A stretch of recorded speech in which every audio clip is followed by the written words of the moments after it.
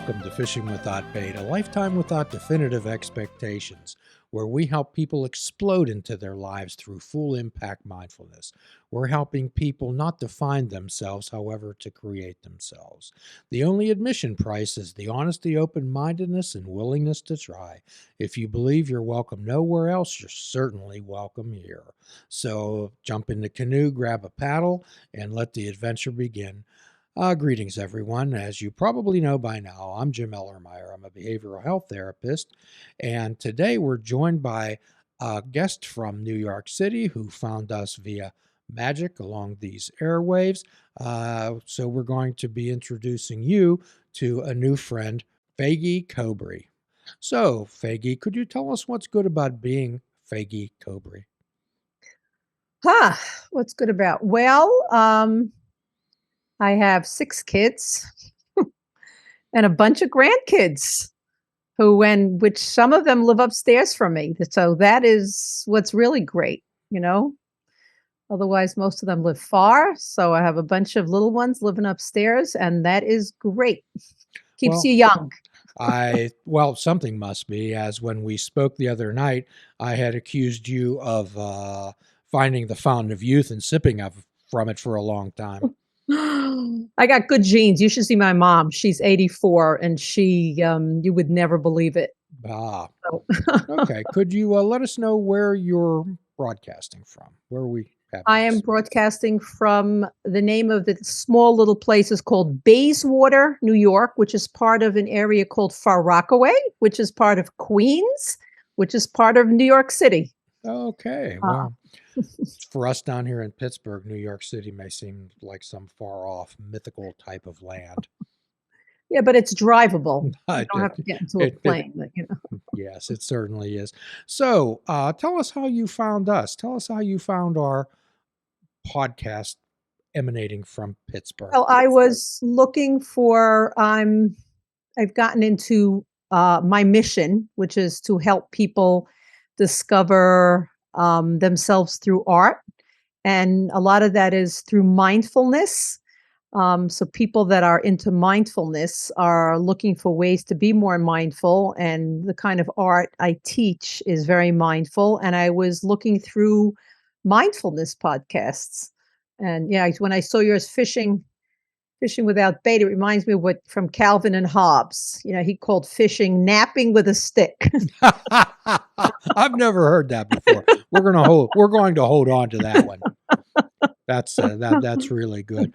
So one of the confusing things about mindfulness, Faigie, is that a lot of people have the image in their mind when they think of mindfulness is sitting on a satin pillow surrounded by 10,000 candles with your eyes closed and your hands in some type of a formation going all day. Right. That reminds me of it. Do you remember the movie The Goodbye Girl? Yes.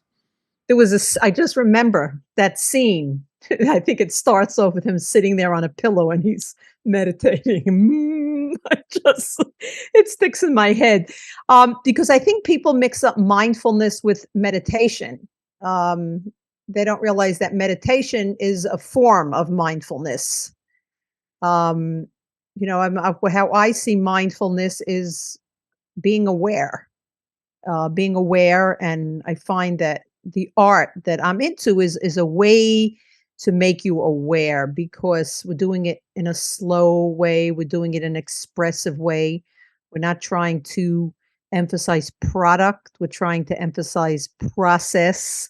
So it kind of really makes you slow down and become mindful and aware of your surroundings, the materials, the sensory feelings of what you're using. So it really fits into mindfulness without having to meditate. I really like that explanation. I think one of the simplest explanations of mindfulness is paying attention on purpose. And I think that's what you're doing. And there's many, just as we often say, there's many roads to Pittsburgh. Pittsburgh's still Pittsburgh. There's many ways to mindfulness. Once the Buddha was asked, are you a spirit? Are you a demon? Are you a devil? Are you a god? What are you? And the Buddha replied that he was awake. So hopefully that perhaps you can guide us through how you got from there, wherever you were, to here tonight when we're speaking. So I started out my career as an early childhood educator. Um, I got my master's in early childhood education back in the 80s, and I was a teacher. I was a teacher. I was a nursery school teacher, a kindergarten teacher, and then I became a preschool director.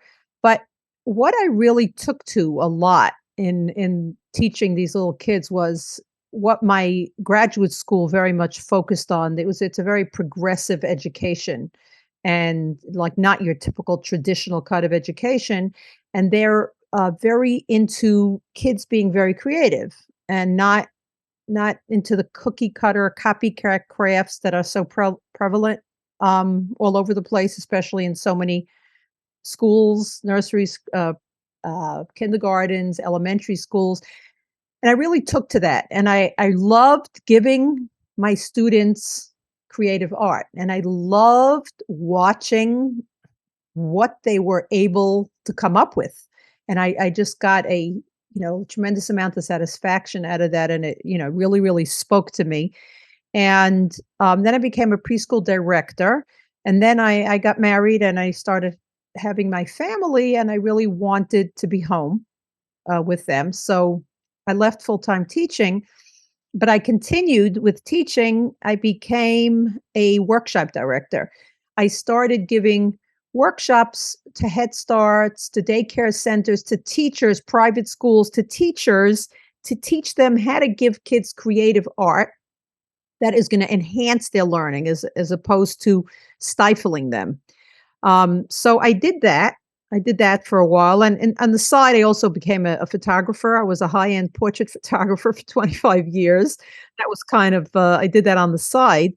And then I got interested at one point, I got interested in internet marketing and, started buying courses. And, they say when you're building something, you have to build what you know. So what did I know? I knew early childhood education and art. So I put together a website for parents and teachers, teaching them creative art. And I didn't know what I was doing. So I took a course on how to market it. And I was having a whole conversation one day with one of the coaches from this program. And I was explaining to her how so many adults have so many problems with feeling uncreative and like they can't draw. And I think a lot of it had to do with their early experiences, either because of the wrong kinds of art they were given, or maybe, comments, the things that were made to them by their adult teachers or parents. And she challenged me. She said, "Why don't you start a website for adults? And this way you can teach them why they don't feel artistic and why they can't tap into the beauty and the unbelievable benefits of art. And then you'll kind of bring them back to your kids' website." But what happened was I started doing research, started reading a lot of books on creativity and stuff.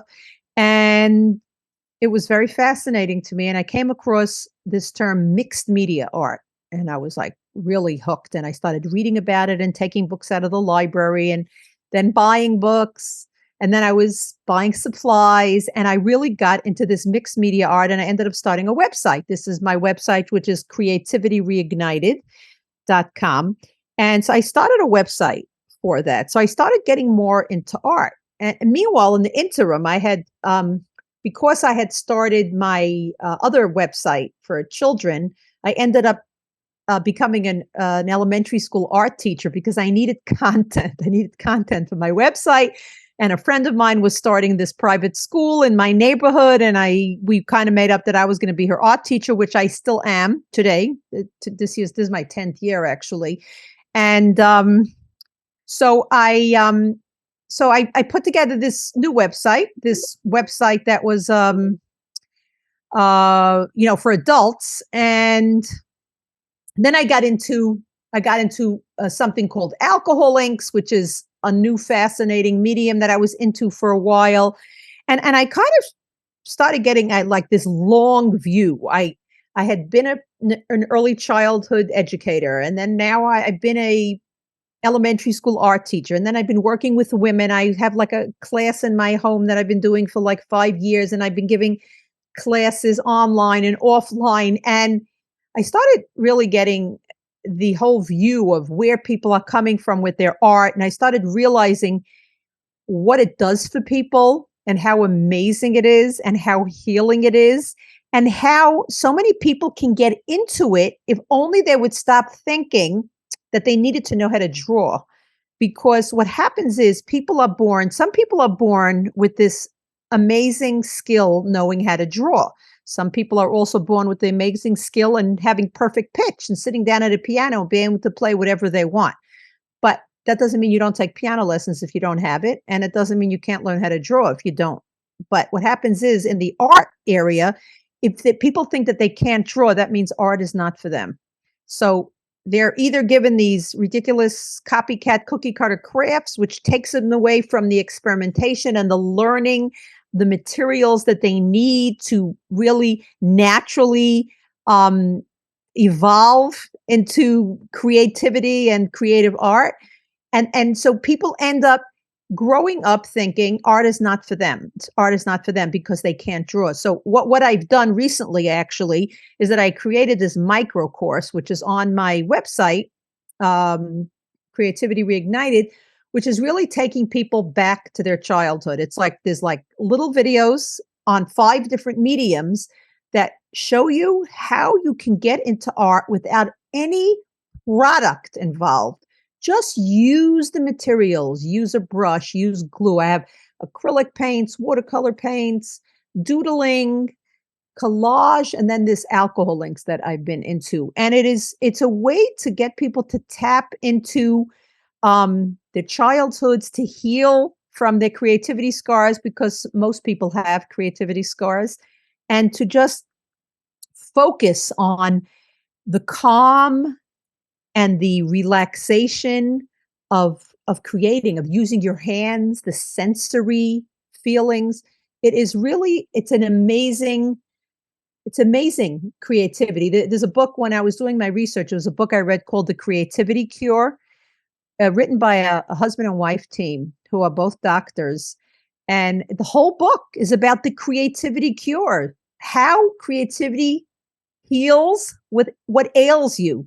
If you're depressed, if you're anxious, how it works better even than antidepressants. Faigie, could you say more about creativity scars? There are developmental stages in everything, right? If you're learning how to talk, you start with sounds. Babies make sounds, and then they're babbling, and then they're cooing. I remember this from my speech class I took in graduate school. And then they start to say words, and then they start stringing together sentences. And that's the way it goes. Same goes with learning to walk. First, you learn to roll over, and then you learn to sit, and then you learn to crawl, and then you learn to walk. In art, there are stages also. There are stages. So the first stage is getting to know the materials. Let's say you have crayons, right? You just get to know that crayons go on paper. They don't go on walls. They don't go on couches, right? Floors. They go on paper, and they need to explore the material. If you're brave enough to give your child paint, they're just exploring the material. What happens is our very, very product focused society doesn't like that, because they're not making anything. They're not allowing them to be their age, Like, one of the things I've always told when I used to give workshops, sometimes I'd have in the room, I'd have teachers of 3-year-olds, of 4-year-olds, and of 5-year-olds. And I used to say the hardest is to be a teacher of a 3-year-old, because you really, really have to spend the whole year letting them be 3-year-olds. Like, if they're 4 and 5, they're already starting to create something that you could say maybe looks like something. But people have a very hard time letting kids do what we call messes.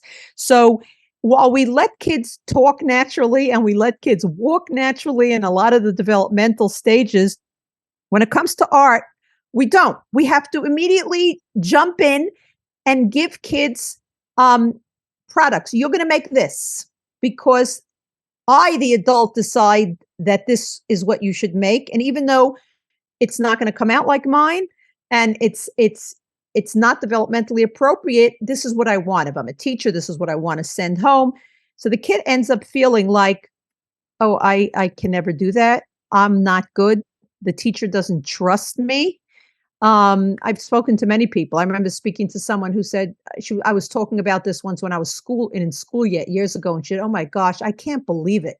I remember when I was in kindergarten, the teacher holding up a project and saying, 'We're going to make that,' and me thinking, mine will never look that way." So they're saying, "We don't trust you. You can't create the way you can, that you know you can." So what happens is as they go on into older, there's very, very few adults that really have enough of the patience and the know-how to be able to allow kids to be and to give them the right um, compliments. So you'll have teachers or parents telling them that really doesn't look good. You're doing it wrong. This causes kids to withdraw and they say, I cannot do art. I cannot do art because the expectations are way beyond what they can do. Now, when people get a little older, that you can anybody can learn how to draw. There are programs to teach you. Anybody can learn how to draw. There's many years ago, I had a painter in my house, and he was doing these like all these fancy paintings, and he sent his assistant into the room. He was doing for my boys. He was doing a space theme. And in his broken English, he was telling us how in the Ukraine, they learn drawing the way they learn math and science. It's part of the curriculum. So it's just to show that drawing can be learned, but you don't have to learn it because it is hard work. It is hard work. Math is hard work too, if you really want to be successful at it. But you can, if you let kids start out with the materials, you'll see how it starts to develop. I once had a kid who came to me from another country. I was teaching kindergarten, and he had a very high IQ, and he started to paint. He was 5, but he started to paint like a 3-year-old, and then he did that for a few weeks, and then you started seeing that he was making things that showed a little bit more thought. And then pretty soon he was like making people, because that was more like a 5-year-old, because he was allowed to progress through the stages. And most of us are not. Allowing children to be their age. Right. Interesting thought. People don't. We want kids to grow up so fast. And this is why we have so many people who can't we can't. This is like the mantra. People tell me, oh, I can't draw a straight line with a ruler. I can't draw a straight line. And number one, so who cares if you can't draw a straight line? You don't have to know how to draw a straight line to do art. So that's my mission, is really it's also, especially in midlife, right? In midlife, people start to slow down a little bit more. We have more time. We're willing to try things. At least some people are never going to try anything new. And it's a time to see what this could do for you. Art adds so much to your life. It adds so much color, so much interest. There is so much to do with it. But it's also the kind of art that I do. It's almost like a stepping stone. At a number of years ago, when I was starting my class in my home, I met a friend of a friend, and I tried to talk her into coming to the class. She said, oh, I can't do art. My mother was a sculptress. I can't do it. And I happened to have one of my mixed media art journals with me, and I opened it up and I said, what about this? And she said, hey, I can do that. You know what? I'm going to join. And she joined. She brought a friend. She was with me for about 4 years, and she recently moved overseas, and she recently sent me a picture. She said, I am taking an acrylic painting class, And she said, I would never have had the confidence to do this if I hadn't taken your classes and worked with you, because it opened her up. She felt extremely uncreative, but she tried it and we made messes and had a great time and were expressive. And now she's going further. So you helped her develop confidence. Yeah. So one of the concept of fishing without bait began when the producer of this program and I, Mike, were connected with a psychiatric facility called Seclair, and that's French for knowledge, enlightenment through knowledge. And we had a very progressive-minded psychiatrist that we worked with. And one of the things that we did a podcast every week called Educational Rounds. I did it with physician assistant students, and we introduced a concept every single week. And this is where the fishing without bait things and we'll give this free prescription at the end of this podcast, Faigie. But what we usually do is, here's a free prescription: fruits, nuts, and vegetables. Unplug your television and take up fishing. And for a truly mindful experience, we suggest that you fish without bait. So the concept of this was, generally people, anxiety and worry generally are foundationally fear, and it comes from when we have unrealistic expectations of ourselves, or most likely trying to live up to what we believe is unrealistic expectations of others. And what you're talking about is allowing children to be their age, not putting expectations on them. Right. And then the kids that are able to do that, they just come into it naturally. And there are going to be some kids that don't like art. There are adults, even though I can't understand that, but there definitely are adults that are not interested in art. Somebody asked me recently, so how do you get people to want to do art? I said, I can't get people to. If they have an interest in it, like years ago, I was the type that would walk into an art supply store and I felt like I was a drunk in a liquor store. I, literally, no, people who are art supplies addicts, they know the rush it gives them when we buy art supplies. There's like a real rush. But I didn't know how to use them. So there are people who love that and they can't draw and they're frustrated.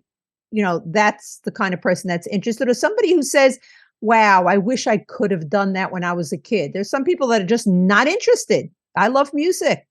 I love running or whatever it is, or they want to just be a spectator and not a doer. You know how many people watch art videos on YouTube for hours without ever picking up a material? Well, I know that I've watched plenty of Bob Ross videos. Mm-hmm. Plenty of them, mainly because of the soothing aspect. But I think Did you ever do that, or you just watch them, or you did them also? I used them. I used them as more of a mindfulness exercise, listening to Bob's voice and having proof. But you mentioned the American educational system, and part of the educational system in the United States has been referred to as fixed purposefulness. Is when you have a definite goal in mind and you can't vary from that. Right. Yeah, you heard of? Do you ever listen to Sir Ted Robinson? What was his name? Sir Ted. Got his last name also. And he wrote he had a very, very famous TED talk that was been listened to like probably a couple of million times. And he talks about does our education stunt our creativity? And he had a quote in one of the books he wrote that I read. He says, most people's education starts on, how does it go? Most people's education start after they finish their schooling. Oh, absolutely. That's where the experience comes in. There's a concept called divergent thinking, Faigie, and there's a famous experiment. They gave a bunch of 5-year-olds a paper clip and a shoe and asked them to come up with as many different uses for those as they could. Well, genius level divergent thinking is coming up with over 200 uses. And at the 5-year-olds, 98% of them could come up with over 200 uses. Some of them were, of course, very ridiculous. Very, very, of course. But they still came up with them. And they tested those same children when they were 10 years old. And 32% had genius level divergent thinking. They tested them again when they were 15 years old. 12% had genius level divergent thinking. And 200,000 adults were tested, 2% had genius level divergent thinking. Now, genius level divergent thinking is not being able to do quadratic equations in your head. Right. It's what you're talking about, creativity. And that creativity, it seems to have been somehow extracted from people. And we'll continue our conversation with our exciting guest, Faigie, next week. And until then, remember a free prescription: fruits, nuts, and vegetables. Unplug your television and take up fishing. And for a truly mindful experience, we suggest that you fish without bait.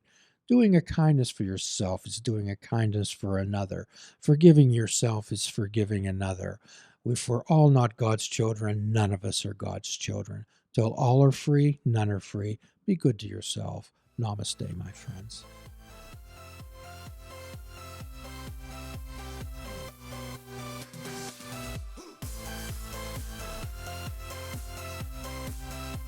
If you're interested in flying the colors of fishing without bait, click the shop icon on our website. We have clothing, mugs, cell phone cases, and so much more. Show the world that you fish without bait.